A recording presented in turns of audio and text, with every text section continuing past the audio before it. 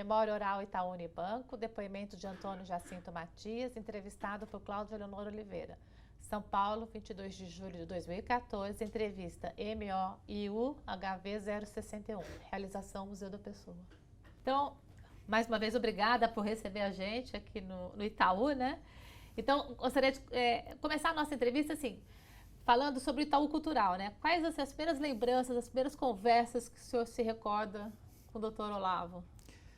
Bom, as minhas conversas antecedem a criação do Itaú Cultural.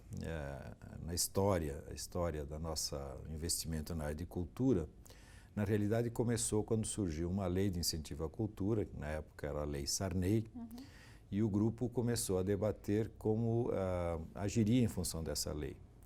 E minha primeira participação foi a preparação de um paper onde eu colocava alternativas que fiz chegar à mão do Dr. Olavo entre fazermos investimentos em cada empresa, cada uma com a sua vocação, para apoiando projetos culturais, ou eventualmente ter um projeto próprio. Naturalmente, o Dr. Olavo, que tinha esse debate já com outras pessoas, optou pelo desenvolvimento de um projeto próprio. Participei desde o início, inclusive até na localização de locais, na definição de locais para se instalar aquilo que veio a ser o Instituto Itaú Cultural e depois o Instituto Cultural Itaú. Esse trabalho todo foi o trabalho, enfim, que nos moveu muito, porque ficamos muito entusiasmados pela ideia de ter uma intervenção do grupo, era um grupo de excelência, um grupo empresarial muito reconhecido, numa área importante como era a cultura brasileira. Então, as minhas primeiras lembranças são de conversas ligadas ao que fazer com o investimento cultural do banco. Quando o senhor fala grupo, é Itaúsa. Eu falo Itaúsa, porque nesse paper que eu na época entreguei, eu falava o que a Duratex pode fazer, qual é a vocação da Duratex, qual é a vocação do banco. Quem pode trabalhar mais na área de música, quem pode trabalhar mais na área de artes plásticas. E esse debate seria um debate de vocação de cada uma das empresas. Por isso que foi natural que, quando nasceu o Itaú Cultural, ele nascesse como um projeto Itaúsa e não um projeto apenas do banco. O que o Itaú Cultural tinha de diferente nessa época? Qual era o cenário da cultura em São Paulo? É muito interessante, porque nós, evidentemente, como banco e, enfim, como empresas industriais, nós não tínhamos uma comunhão muito grande com o mundo da cultura, exceto como financiadores de projetos ou compradores de projetos. Eu, na época, dirigia já o marketing do banco e, evidentemente, tinha uma relação muito grande com o mundo da cultura, pensando em eventos para o banco, pensando em patrocínios. Então, havia essa relação. Era uma época, nós estamos falando de uma época em que havia uma certa atividade cultural, mas havia pouca coisa enraizada. Em termos de preservação de memória, em termos de incentivo ao surgimento de novos valores. Só que o nosso debate foi muito interessante, porque a gente pensou o que nós, como atores no mundo da cultura, o que poderíamos trazer? Nós não temos uma tecnologia de cultura dentro do grupo, mas nós temos a tecnologia como uma coisa importante do grupo. Então, foi bastante natural que o primeiro projeto que nós criamos para o Itaú Cultural fosse um projeto que nós chamamos de Informática e Cultura, onde nós juntávamos o conhecimento que o grupo tinha de informática, que era dos melhores, nós éramos state of the art na época, e somos, e fizéssemos isso a favor da cultura. Foi muito interessante, porque esse projeto permitiu que a gente conseguisse usar, se você pensar hoje na nossa enciclopédia lá do Itaú Cultural, que lá era pré-história, mas nós fomos buscar uma placa especial na França para podermos registrar, podermos gravar acervos de artistas, podemos colocar sua bibliografia para poder permitir que imagens pudessem ser copiadas, pudessem ser impressas. E criamos lá na Avenida Paulista, numa pequena instalação, numa pequena casa, na Paulista 2424, esse berço do Itaú Cultural com o projeto Informática e Cultura. Então nós tínhamos pesquisadores, tínhamos estudantes que iam lá para consultar nos nossos computadores um determinado artista, já vivo ou morto, enfim, e levar obras suas numa impressora especial que imprimia essas obras. Foi muito bonito porque isso mostra que às vezes alguém que está fora do mundo da cultura pode trazer um componente novo. Por isso, muitos dos projetos que surgiram naquela época, que o Itaú Cultural começou a crescer, eles ainda estavam com esta coisa que eu diria assim, mais de vanguarda, mais de entender novas tendências, o que foi muito bom. Então, as minhas memórias iniciais do Itaú Cultural têm a ver com aquilo que eram os fundamentos de quem estava instituindo e esse aporte de conhecimento que eles tinham. Nós estamos falando de uma época que não tem internet ainda, né? Eram estações ali nessa casa, né? Exatamente. Bom, o que é interessante também é a forma como o Itaú Cultural ele nasceu já como uma contribuição do grupo para a sociedade. Quer dizer, ele não nasceu como um projeto de marketing, não nasceu como um projeto onde se alocaria recursos de uma forma oportunista, mas como um projeto puro de doação de um grupo empresarial para melhorar, via cultura, a nossa sociedade. Então, tudo que foi feito daí por diante, o crescimento com o encontro com a compra daquele terreno na Avenida Paulista, a construção de um prédio inicialmente fechado, mas que depois foi aberto para o público, mostrando toda a pujança que o Instituto tem hoje, tudo isso mostrou um forte compromisso via investimento cultural para a melhoria da sociedade brasileira, que eu diria está no coração deste grupo que instituiu o Itaú Cultural. E como que a Lei Sarney, desculpa, permitia essa inovação? Né? Foi interessante, uma letra, né? Foi interessante porque, na realidade, a Lei Sarney ela foi um estímulo para se debater o tema. Mas, desde o início, o programa cultural, o programa de investimento cultural do grupo, ele nasceu sem depender da Lei Sarney, sem depender depois da Lei Rouanet. Porque, digamos, à medida que nós fomos entendendo o projeto, eu continuei ligado, antes, durante e agora ao projeto, à medida que esse projeto foi evoluindo, ele passou a ser um compromisso nosso que independia do recurso incentivado. Tanto que sempre houve recursos próprios alocados. Não foi simplesmente um bom uso de recursos incentivados, o que seria já muito bom. Se você coloca um grupo sério, que quer ter um trabalho permanente, feito de uma forma correta, para a preservação da memória cultural brasileira, para a disseminação da cultura brasileira, para incentivo ao surgimento de novos talentos, para a democratização do acesso à cultura, para você casar com o processo educacional, fazendo com que a cultura ajude a educação, coisas que são características do Instituto hoje. Tudo isso tornou o projeto um projeto próprio do grupo, que não era apenas o oportunismo de utilizar um recurso com incentivo fiscal, mas era alguma coisa que podia ser potencializada pelo incentivo fiscal, mas que ia muito além disso. Você se recorda das primeiras conversas, fora esse paper com o Dr. Olavo? Lembro, lógico, claro. Eram discussões. Como o Dr. Olavo é uma pessoa que tem uma cabeça extremamente organizada e era um homem apaixonado, digamos, por determinados projetos, e por muitos projetos, e foi por esse especificamente. Então a discussão era uma discussão que era dura, porque você tinha que discutir em que lugar nós vamos ficar, como é que nós vamos nos organizar, que tecnologia nós temos, que recursos nós temos que mobilizar e principalmente que resultados nós vamos trazer, onde nós vamos fazer a diferença.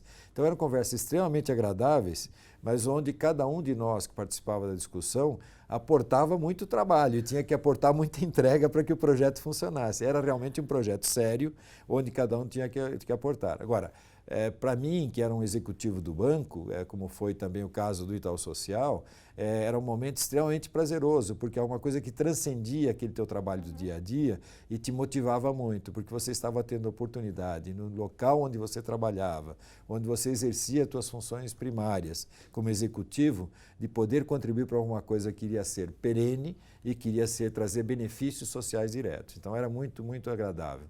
Mas era assim, as conversas eram agradáveis, eram estimulantes, eram ambiciosas e eram duras, porque eram muito exigentes. Depois tinha muito trabalho. Muito trabalho, muito trabalho. O que o doutor Olavo falava assim? Qual era o desejo dele? O desejo dele era fazer com que o Itaú tivesse um papel relevante na cultura brasileira, porque ele acreditava, né, no papel da cultura para a melhoria da sociedade brasileira. E isso era isso que talvez inspirava mais, estimulava mais as pessoas. Eles não estavam fazendo alguma coisa pequena, como um projeto onde você utilizava os computadores, as estações daquela época, simplesmente para registrar. Não era isso. Isso era a maneira como você iniciava a tua incursão. E acho que ele inspirava por isso. Realmente eram conversas onde você tentava entender o que estava na cabeça dele, porque ele tinha realmente essa visão, e era muito bom capturar o que estava na cabeça dele, mas principalmente você se sentia participante disso. Essa é uma característica dos grandes líderes. Os grandes líderes têm a visão, têm a inspiração porque eles estão enxergando aquilo, mas as pessoas que estão participando do projeto não são executores simplesmente de alguma coisa que está na cabeça dos outros. Eles se associam e aí cada um pode aportar a sua própria paixão, o seu próprio entusiasmo dentro de uma coisa que está alinhada com o sonho maior. E como é que foi buscar essa parceria com a área de informática, né? Porque quando a gente pensa banco, né, a gente pensa em operações bancárias, né? E de repente você tem que ter um parceiro, um colega. Foi natural.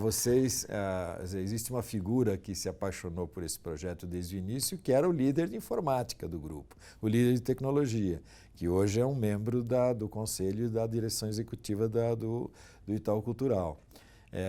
Então, para ele também foi uma coisa diferente, que é o Renato Coco.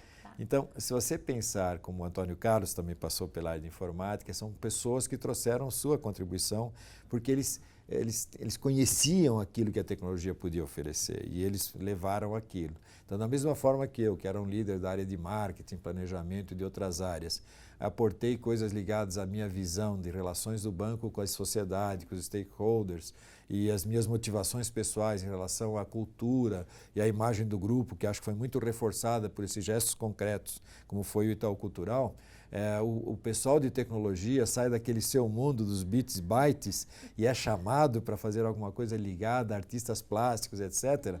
E eles ficaram tocados com uma coisa muito bonita na qual estavam participando e colocaram o melhor do seu talento e do seu conhecimento a serviço disso. Maravilha. O senhor se recorda assim, como é que foi decidido que seriam pintores brasileiros? O primeiro módulo foi pintores brasileiros?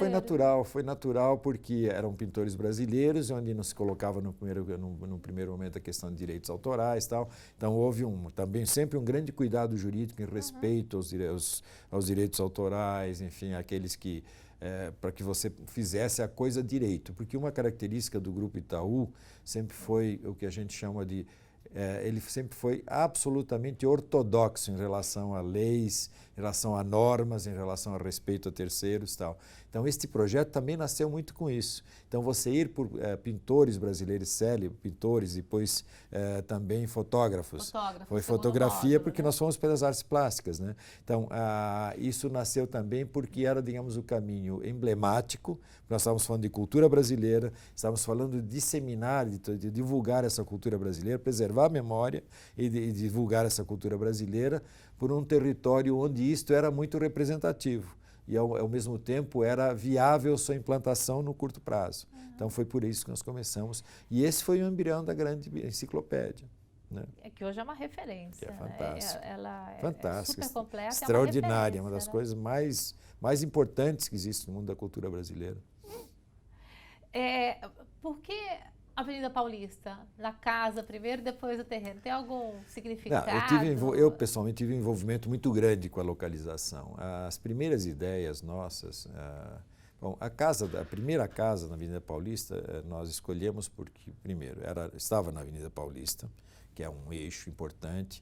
Lembrando que o Itaú fez uma campanha que se chamava Eleja São Paulo, para escolher o símbolo da cidade, e nós escolhemos a população de São Paulo, com 1.400.000 votos, escolheu a Avenida Paulista como símbolo da cidade. Então havia uma ligação, digamos, até nossa, sentimental com a Avenida Paulista, onde estava também o relógio Itaú, no Conjunto Nacional, Sim. onde nós tínhamos várias agências, e foi natural que nós, tendo uma casa disponível de uma antiga agência, nós temos uma solução imediata aqui. Então fomos para essa casa do 2424, e começamos a procurar uma instalação maior à altura das nossas ambições. As primeiras ideias, e foi uma equipe minha que andou procurando a localização, era encontrar uma fábrica desocupada, uma fábrica que estivesse parada, para fazer um grande galpão, uma coisa onde pudéssemos desenvolver. E ficamos analisando essa alternativa. E encontramos alguns lugares. Mas a gente olhava sempre o lugar e falava, puxa, como é que o grande público pode chegar aqui? Como é que é a condução? Como é que é o acesso? Quer dizer, a gente tinha tecnologia para localizar pontos, aí pensando nas agências, etc., e usou um pouco essa tecnologia. A minha equipe de localização de agências que fez esse trabalho. Então, sempre que a gente encontrava um lugar, do ponto de vista do prédio, podia funcionar, a gente se perguntava, mas esse prédio vai funcionar? Ele vai ser útil para a cidade? As pessoas vão vir aqui? E aí ficou aquela coisa, nós estávamos na Avenida Paulista, falamos, puxa, se a gente tivesse alguma coisa na Avenida Paulista, servida por metrô, servida por condução, que é um espaço extremamente democrático, onde nós já temos aí outras instalações importantes, temos lá o MASP e tal, seria ótimo. E aí apareceu o terreno da Leôncio. Foi difícil de comprar, porque eram muitos herdeiros. Eu me lembro Mas era um terreno vago ou tinha alguma coisa? Eu não me recordo. Naquela época era um terreno vago que tinha um grupo de herdeiros de um espólio enfim, estavam vendendo, mas eles não se entendiam, eram 3 ou 4 grupos diferentes de herdeiros. E eu me lembro que eu participei da assinatura de plantas, de projeto, tudo também dessa coisa. E aí a gente demorou muito, porque ficavam, a gente colocou em cada sala um grupo para assinarem finalmente, nós temos a posse e a escritura tal, do terreno. E aí depois veio o projeto, a construção do prédio, enfim, foi desenvolvida de uma forma muito, muito caprichada, digamos assim. De quem que é quem que assina a arquitetura do prédio? Quem fez o projeto foi Ernest Mange, que foi superintendente do Itaú Cultural. Foi ele que fez. O projeto foi feito pelo Ernest Mange, que era um grande arquiteto, tinha trabalhado na foi prefeitura, professor da FAO, foi secretário na gestão do Dr. Olavo na prefeitura, apaixonadíssimo pelo projeto, apaixonadíssimo. Quer dizer, e o outro arquiteto foi o próprio Dr. Olavo, porque deu opinião em todas as coisas que foram feitas lá. Ele gostava, né? Eu já conversei com vários arquitetos aqui do Itaú Plus, e ele acompanhava as obras aqui do complexo todo, aqui ele acompanhava. Ele mais do que dava pitacos, ele participava do desenho do projeto, né? Deixa eu perguntar, eu me recordo dessa época, assim, a pessoa que ia visitar, ela saía com um print de alguma foto que ela tivesse gostado no papel, assim. Isso. O que era espetacular, não tinha em lugar nenhum. Uma impressão maravilhosa, era uma coisa, eu me lembro assim, era uma coisa muito avançada para a época. Era. E foi um dos problemas porque a gente não conseguia mais ficar naquela casa, porque ela era pequena, porque a demanda começou a ser muito grande. Era uma demanda altamente qualificada, a demanda inicial era maravilhosa, eram professores da USP, eram pesquisadores e tal, mas começaram a vir estudantes, e começou a haver uma demanda muito grande e a gente ficou com sentido de urgência para ter uma instalação maior. Mas era muito bonito, o produto inicial era muito bonito e era o único lugar que você podia obter uma coisa dessas. Era uma coisa bem diferente. Bem diferente. Placas, tinha outros bancos que investiam em cultura nessa época? O senhor, assim, como pessoa de marketing, como que o senhor via esse cenário? Havia. Vários bancos investiam em cultura, mas dentro do seu composto de marketing. Né? Como nós também, no passado, investimos em cultura dentro do nosso composto de marketing. Particularmente em música, às vezes patrocinando exposições, tudo isso. Havia alguns até que se notabilizaram. Só que, se nós falamos do sistema bancário hoje, todos os nomes que eu lembraria são nomes de bancos que deixaram de existir. Mas eram importantes, eram muito ativos, né? Banco Francês Brasileiro, enfim, tinha vários. Também fazia esses investimentos. O Sudameris, tinha o Citibank, muitos bancos faziam investimento no seu marketing, usando cultura, usando muito música, usando um pouco de artes plásticas, mas no sentido de eventos. Ah, tá. Alguns patrocinavam teatro, alguns patrocinavam, o Unibanco patrocinava cinema muito fortemente, como você sabe. Então havia sim, mas um projeto desta natureza não. Tá. Eu perguntei, mas assim, queria que o senhor falasse um pouco mais. Essas definições, né? Artes plásticas, fotografia, depois teve cinema, que teve os vídeos todos que eram distribuídos. Fantástico. Né? Assim, porque tinha uma coisa de produzir, e eu fico com a sensação, também, o senhor me corrija se eu estiver errado, de revelar as cineastas em potencial. Foi. Que tinha aquela série Memória Brasileira. Isso. Mas o objetivo principal dessa foi sim valorizar. O Benoit de Oliveira. Eu diria assim, era valorizar talentos que nós tínhamos no cinema, oferecendo-lhes a oportunidade de fazerem essa obra e de mostrarem o seu talento, pegando, era sempre trechos pedaços, trechos em termos de história da cultura brasileira. Então, sim, mas o objetivo, digamos, isso era uma coisa que estava na premissa do projeto, mas o objetivo era realmente ter uma belíssima documentação para que um dos objetivos do Instituto Itaú Cultural fosse atingido, que era você preservar e disseminar a memória da cultura brasileira. Então, eu me lembro muito bem que essa primeira série de filmes feitos por esses brilhantes diretores, brilhantes criadores, cineastas, ela foi utilizada na época pelo Itamaraty e esses filmes foram colocados nas diversas instalações do Itamaraty no mundo inteiro, porque era um acesso a um Brasil que as pessoas estrangeiras não conheciam, que é esse Brasil com a memória, da sua memória cultural. Então, foi uma contribuição importante, o que mostra um outro lado do Itaú Cultural, que desde o início a nossa visão é uma visão de colocar à disposição da sociedade essa informação. Tá? E que agora, digamos, é mais dramaticamente colocada, porque nós, desde o Rumos, que descobre novos talentos, passando por exposições, passando pelo acesso de escolas da periferia ao Instituto, passando por convênios que a gente celebra com outras instituições hoje no Brasil, mas também já em outros países, a gente cumpre um papel importante de valorizar a cultura brasileira e valorizar os autores brasileiros. Valorizar não apenas preservar a memória dos mortos, né, daqueles que são consagrados, mas também dar visibilidade, dar força aos novos talentos que estão surgindo. Quem que determinava essas primeiras atuações na área da cultura, assim? Como é que vocês foram decidindo isso? Era um grupo estava em volta do superintendente, no caso era o Mange, foi o Mange durante um tempo, depois o Ricardo Ribemboim, e depois a Milu assumiu como presidente, marcando e agora o Saron com ela, marcando essa etapa nova no Instituto.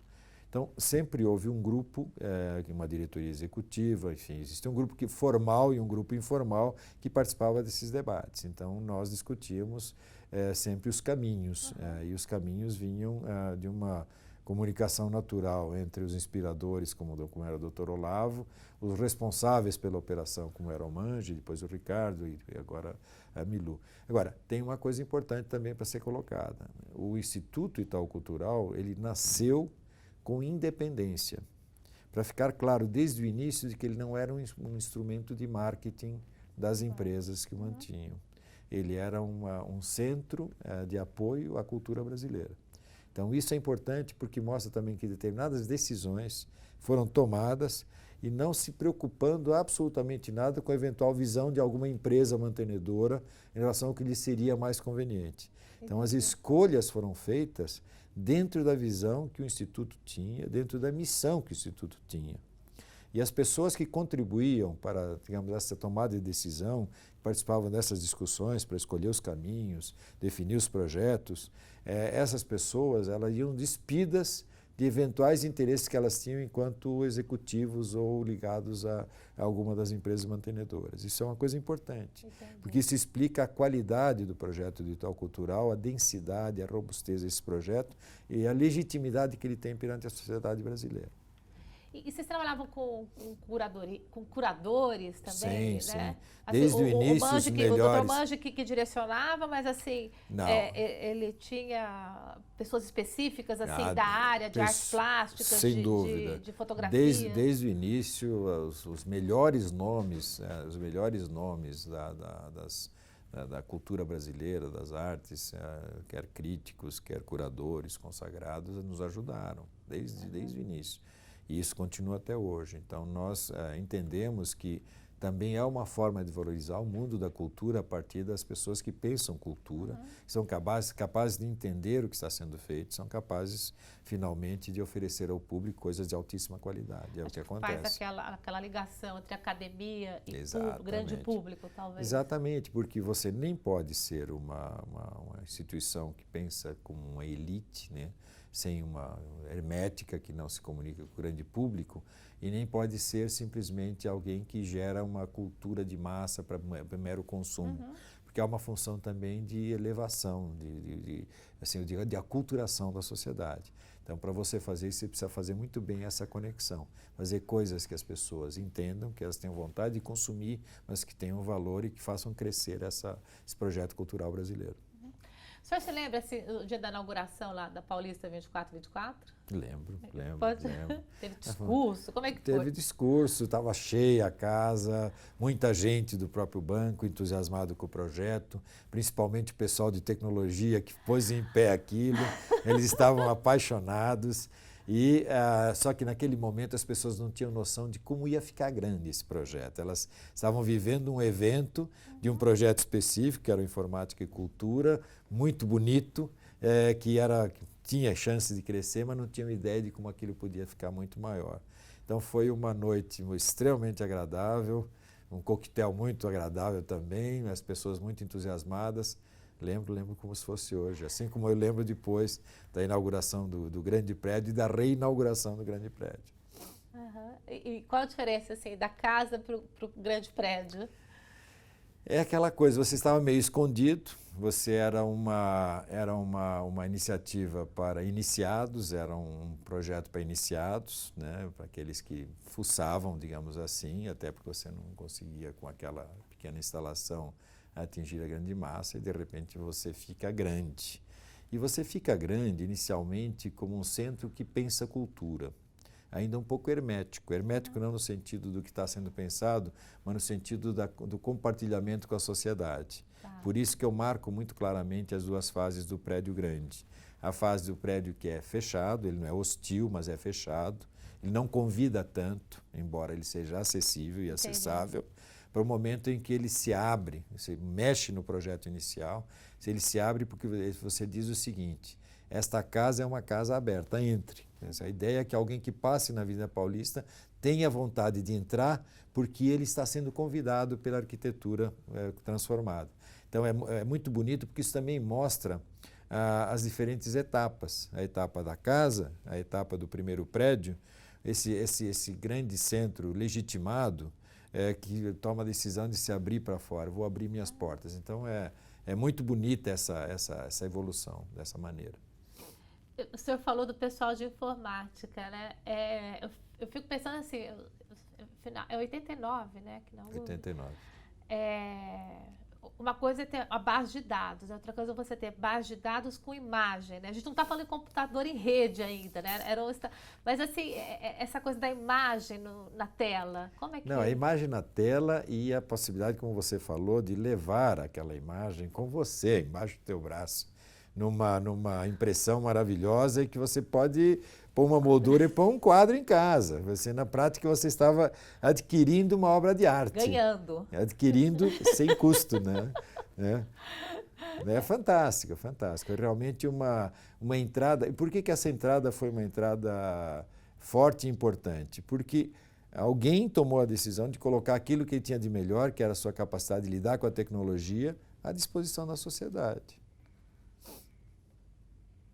E como assim o público recebeu isso? Como o senhor foi vendo assim, a ocupação da casa pelo público? Assim? Olha, muito bem. Eu diria que foi um processo de interação gradativa, né? Aquele primeiro público que se encantou com informática e cultura, ele já estava, digamos, conquistado, já fazia parte do grupo que iria consumir o Itaú Cultural na nova instalação.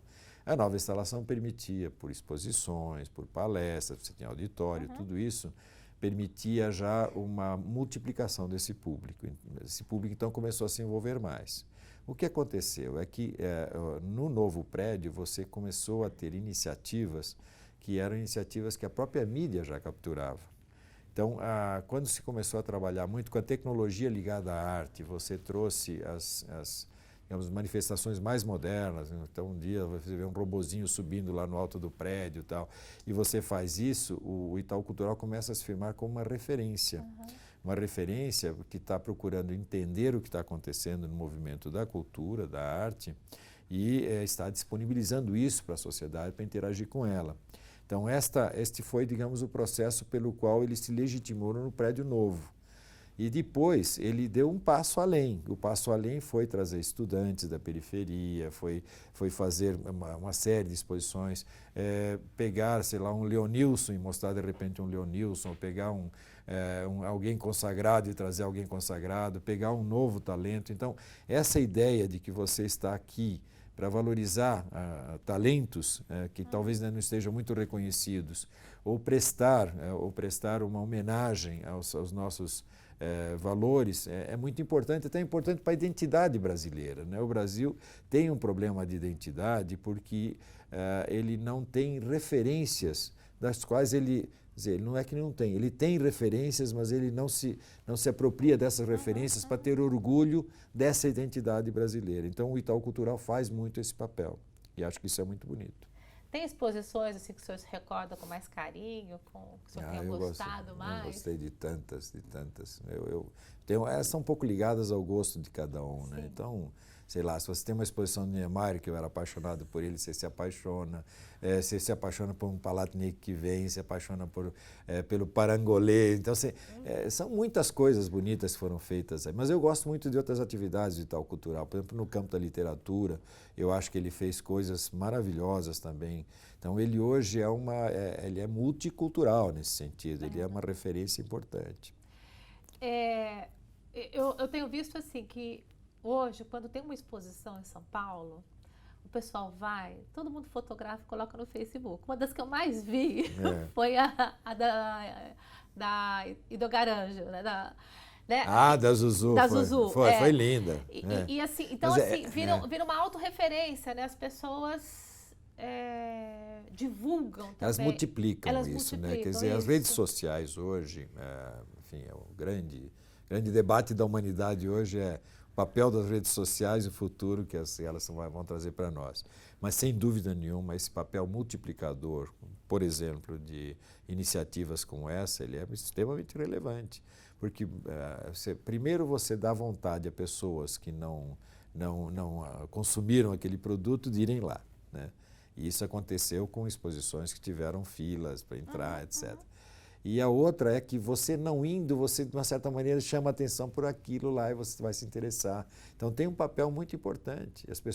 Agora, as pessoas põem nas redes sociais não apenas para dizer que estiveram num lugar, mas num lugar que teve algum valor para elas, teve algum impacto na vida delas. Isso acaba multiplicando o poder de visitação da exposição. Exatamente. É só ver agora a Sessão Infinita. A Sessão Infinita com filas enormes, tudo lá da Kusama. Agora, assim, é uma coisa assim, poder fotografar ou não poder fotografar, né? Porque isso, assim, hoje todo mundo saca o celular né? Então, na medida que vocês possibilitam eu acho que com exceção de que a gente respeita de obras enfim, consagradas em grandes museus, etc., você tem, inclusive, que ter uma proteção. A questão de preservação. De preservação, né? eu sou muito a favor de que possa ser fotografado e possa ser multiplicado, não tenho dúvida. E como que o senhor vê assim, essa multiplicação do Itaú Cultural nessas redes sociais? Assim, Acho fantástico. Acho fantástico. O Itaú Cultural é um personagem do Brasil, né? E ele não é um personagem de São Paulo, ele é um personagem do Brasil. É um personagem do Brasil pelas redes sociais, mas é um personagem do Brasil também pelas itinerâncias que ele faz, pelos convênios que ele tem. Então, ele vai para o Rio de Janeiro, ele vai para Belo Horizonte, ele, enfim, vai para Brasília. Então, o Itaú Cultural hoje ajuda o Brasil a se entender melhor em termos de cultura. Onde o senhor gostaria que chegue o trabalho do Itaú Cultural, assim, daqui a 10, 15 anos? Olha, eu particularmente sou muito apaixonado, enfim, nós temos coisas, vamos separar em duas. O mais e melhor do mesmo é aquilo que ele já faz muito bem e que tem que adquirir cada vez maior volume, maior dimensão. Isso está ligado muito ao registro, né, à preservação da memória e à acessibilidade, à disseminação dessa memória. Então, temos que investir mais na enciclopédia, temos que investir mais na divulgação de talentos, então está tudo certinho. E na itinerância, para que a gente disponibilize mais isso. Mas eu aposto muito no Itaú Cultural como aquele que estimula o surgimento de novos talentos e que, digamos, endossa esses novos talentos. Por isso que, para mim, o grande projeto Itaú Cultural é o Rumos, onde você faz uma varredura, digamos assim, no país, ou se abre para que no país talentos que estão emergindo se apresentem. Então, na medida em que você faz isso, você consegue duas coisas. Primeiro, você descobre a boa arte, né, que vai fazer com que a cultura brasileira fique mais rica. E, ao mesmo tempo, você estimula que muita gente nova comece a trabalhar, porque ela encontra um caminho para se tornar mais visível. Então, o que eu gostaria era que o Itaú Cultural, e, enfim, é o que eu defendo sempre, trabalhe cada vez mais nessa área de estimular a cultura brasileira, né? E você estimula dessa forma, com aquilo que você já faz bem feito e com aquilo que você pode fazer mais e melhor ainda, mais e melhor ainda. E aí vem um pouco também da ideia da inovação. Lá não é um centro gerador de arte, mas ele pode ser um centro estimulador de inovação. Então, nesse sentido é que eu acho que ele pode crescer ainda mais. E para a imagem do... O senhor falou que não era exatamente para a imagem do banco, mas acaba sendo ligado, né? Assim, acaba tendo... Veja, a imagem de uma instituição, ela é puramente a tradução da verdade dessa instituição. É evidente que há instituições que se escondem mais, as instituições mais agressivas, mas ao fim e ao cabo, a imagem que vem a prevalecer, principalmente nas grandes marcas, nas grandes instituições, é aquilo que é o reflexo da sua verdade. Então, é evidente que se você tem um projeto, como é o Itaú Cultural, que é um projeto fantástico para o país, e que por trás dele está um grupo que acreditou nesse projeto, que deu toda a força a esse projeto, esta verdade acaba beneficiando a imagem.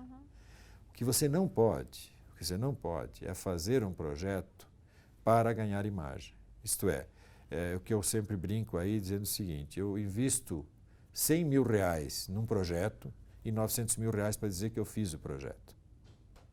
Quando eu poderia ter feito 9 projetos R$100 mil e tornado, enfim, usar a divulgação para que eles atingissem seus objetivos.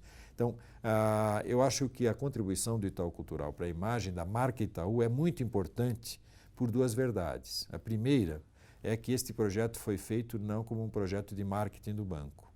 E segunda, é porque ele é um projeto sério para o país.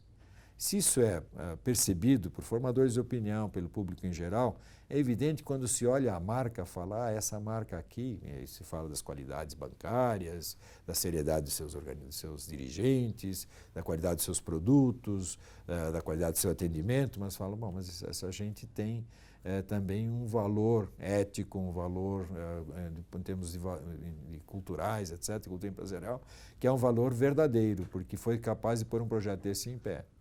Então, eu vejo como uma contribuição tremenda para a marca. E quando lá atrás eu participava dessas discussões, eu tinha certeza que a marca ia ganhar muito com isso. Mas em nenhum momento, como eu cuidava do marketing do banco, eu usei isso para dizer que o banco era melhor do que outros. Não precisava. Agora, o senhor falou de valores, né? Assim, a gente vem entrevistando os colaboradores aqui do Itaú Unibanco desde 2009, né? A gente vê assim que tem valores que são muito fortes dentro da instituição e mesmo depois da fusão tem valores assim de meritocracia, uma série de coisas, né? O senhor acha que valores que são do banco que acabam indo para o Itaú Cultural? Assim, o que o senhor acha que a gente poderia pensar? Não, é fácil. É fácil porque, veja, quando você fala de meritocracia, você está falando de... Eu, pessoalmente, não gosto de definir meritocracia como um valor. Ele é um resultado de valores. Meritocracia é o resultado de respeito ao ser humano, é o de dar oportunidades às pessoas, de ser justo nessa relação. Daí decorre um sistema que se apelida de meritocracia. Se a meritocracia é uma coisa construída artificialmente, isto é, com regras bem estabelecidas, etc., etc., ela não fica em pé. Ela tem que ser o resultado de valores. Ela não é um valor em si. Ela é o resultado de valores. Os dirigentes encaram os colaboradores de uma maneira tal que aqueles que têm mais méritos são aqueles que progridem, né? Não uma visão paternalista, etc., etc. Portanto, o valor que está atrás disso é o valor de respeito ao ser humano. O valor de respeito ao ser humano você estende para a sociedade, porque se você respeita o ser humano no teu entorno, naqueles que estão colaborando com você, a tua relação com clientes, a tua relação com a sociedade em geral, tem que se dar também por esse respeito. Então, a primeira palavra é respeito. Mas a segunda palavra é ética, porque a relação que você tem com as pessoas tem que ser uma relação ética. E não é legítimo se eu tenho uma condição na sociedade de dar uma contribuição que eu me furte a dar essa contribuição. Então, acho que o que está atrás disso, aí depois vem a transparência na relação. Então, você faz um projeto que é um projeto bonito e é um projeto verdadeiro, não é um projeto oportunista. Então, o que foi passado para o Itaú Cultural é a essência desses valores. É o respeito ao ser humano, é a ética, é a transparência, é a excelência em fazer as coisas bem feitas, que é também um grande sinal de respeito. Porque se você faz bons produtos, faz bom atendimento, faz um bom projeto cultural, você está respeitando as pessoas. Você está colocando o melhor que você tem, seus recursos materiais, seus recursos humanos, seus recursos intelectuais, para fazer esse projeto funcionar. Então, por que o projeto do Itaú Cultural é um projeto que tem tudo para ser perene? Porque ele nasceu embasado por fortes valores. Ele nasceu não como uma coisa calculista, oportunista, mas uma coisa que decorreu naturalmente da forma como as pessoas, desde a liderança maior, que era o Dr. Olavo, viam a sua necessidade, possibilidade e comprometimento para contribuir para a sociedade. Maravilha. Vamos dar uma atualizada só na carreira do senhor. Hoje o senhor está responsável por que área? Vamos lá. Só para a gente finalizar, tá? Vamos finalizar, vamos recordar. Eu iniciei minha carreira bancária em 1974 no Banco Itaú. Essa minha carreira bancária me encontrou em 2009 como membro do comitê executivo do banco, como executivo, etc., que atingiu a idade limite para poder continuar sendo executivo do banco. Portanto, eu cessei as minhas funções executivas no banco em 2009. Mas o projeto da Fundação Itaú Social é um projeto que eu liderei desde o primeiro momento, lá atrás, em 93, a fundação foi criada depois no ano 2000. Aí não havia limite de idade, então o banco, o grupo, me pediu que eu continuasse dirigindo o projeto social. Bom, ao dirigir o projeto social, então eu dirijo a Fundação Itaú Social, e essa é a minha situação nesse momento, eu dirijo a Fundação Itaú Social, continuo membro da diretoria do Conselho do Instituto Itaú Cultural, do Instituto Unibanco, e de alguns fundos que eu presido os conselhos consultivos. Então, as minhas atividades hoje estão muito ligadas ao investimento social e cultural do grupo. É isso. E aí eu participo de inúmeras instituições e órgãos externos, ora na representação da Fundação, ora a título pessoal, muitos ligados ao mundo da educação. Maravilha. O senhor acha que ficou faltando falar alguma coisa? Acho que não, acho que você me explorou adequadamente. Acho que a gente... Tá bom, você que tem que dizer se não, o que você precisava aconteceu. Assim, porque a gente já fez a sua história de vida, né? Então, realmente... deixa eu só perguntar do momento atual, porque às vezes já passou 3, 4 anos, pode ter desatualizado o que a gente tem ali no nosso acervo. Tá bom. Então, eu agradeço demais a sua colaboração. É um prazer. Você me pediu para falar de uma coisa que faz parte das minhas paixões, então foi fácil. Né? Então tá bom, doutor Matias. Obrigada. Obrigado a você. Como é que foi o nosso horário? Ó,